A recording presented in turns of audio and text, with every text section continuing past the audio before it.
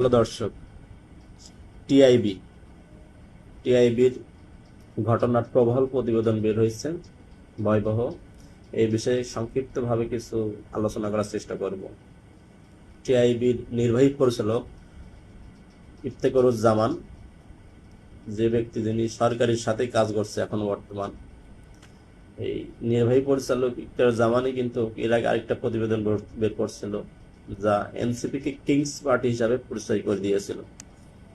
এখন এই নির্বাহী পরিচালক টিআইবি রিপোর্ট বলছে যে হাসিনা গিয়েছে, এবার আমাদের পালা। হাসিনা গিয়েছে, এবার আমাদের পালা মানে কি? মানে এটাই যে বোঝাতে চাচ্ছে যে আওয়ামী লীগ গিয়েছে, এবার আমাদের পালা। যে লাউ সেই কদু, অমুক খাবে তমুক খাবে, এখন খাওয়ার পালা চলে এসেছে শুধু।